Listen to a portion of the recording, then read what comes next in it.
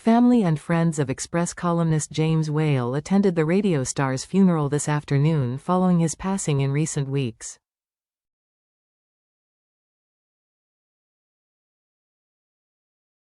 Express columnist James Whale was laid to rest this afternoon, Monday, September 8, following his death aged 74 after a lengthy battle with cancer.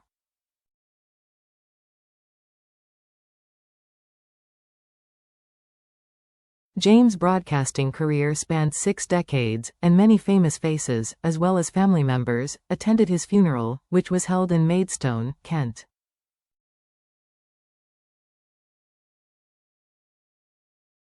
Among the celebrities at the event were GB News host Eamonn Holmes, who wore a black suit and tie with a white shirt for the sad occasion.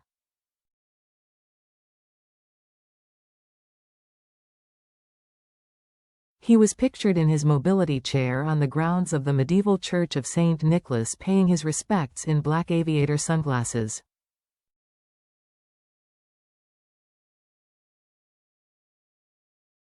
Other stars who attended the send-off included Bros singer Mad Goss, Talk TV host Jeremy Kyle and comedian Bobby Davro.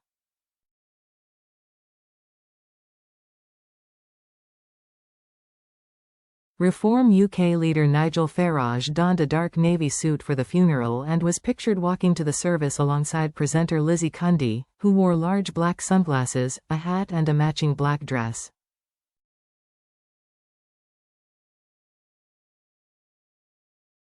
Other mourners included actor Christopher Biggins and soul legend Lee John from the group Imagination.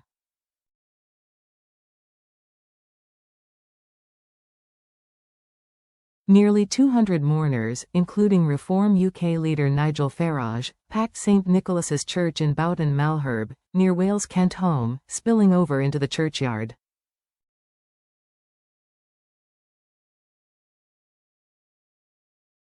James was buried on a woven wool coffin, carried into the stunning Grade II listed church to When Will I Be Famous by Bros.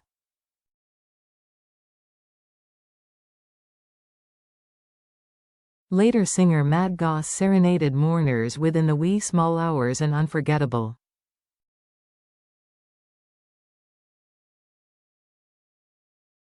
Braveheart actor James Cosmo gave a reading, as did MP Tom Tegentot. Following the service, James' family and late wife Nadine Lamont Brown invited those in attendance to honor the presenter at his favorite local pub.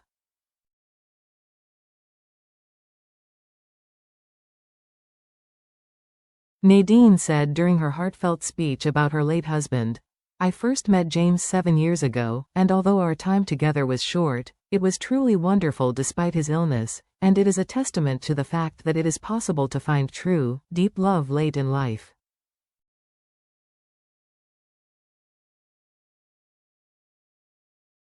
"We laughed together a lot, cried, shared our hopes and fears, and he instantly became my best friend, even though he could be annoying at times."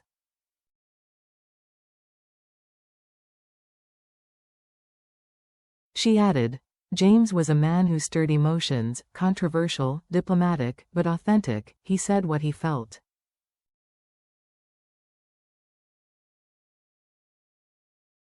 "He never made a fuss, even towards the end. I am so proud to be his wife." A heartbroken Nadine also said James would be buried in the same suit he wore when he received his MBE.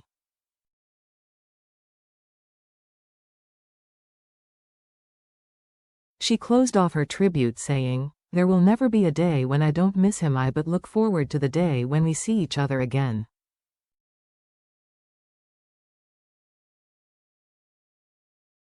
James' brother, Keith, an Anglican vicar who took the service, told mourners, "He lived to broadcast."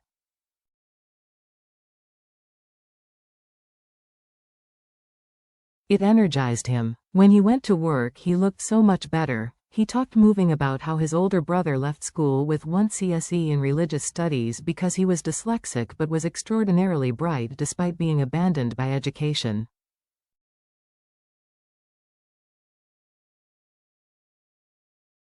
His dyslexia was never recognized when he was young.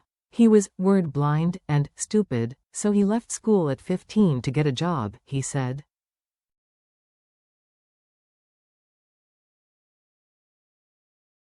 And from that he became an MBE and changed the face of the work he did. His professional impact was enormous.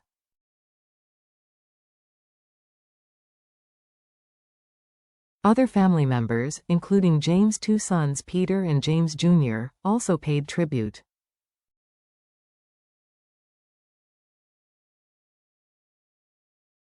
Afterwards, the veteran journalist was carried from the church through an arch of boughs and buried in an English churchyard under an English sky, outside the church, as had been his final wish.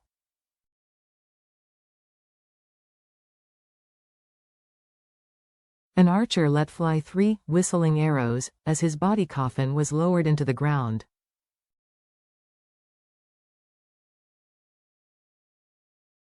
With endless good humor and stoicism, he documented his struggle in the pages of this newspaper and via a popular podcast, Tales of the Whales, with Nadine, his second wife, whom he married in October 2021.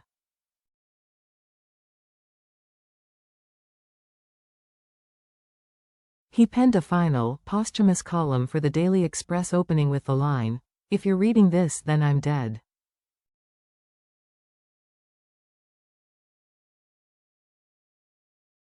Readers compared it to Spike Milligan's famous headstone inscription, "I told you I was ill."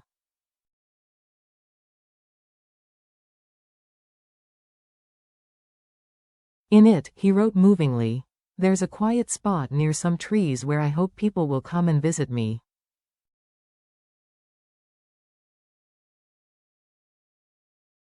It's a tiny church. When Nadine rang, the warder told her, "He'd better be quick, it's filling up fast." But what a privilege being buried in England.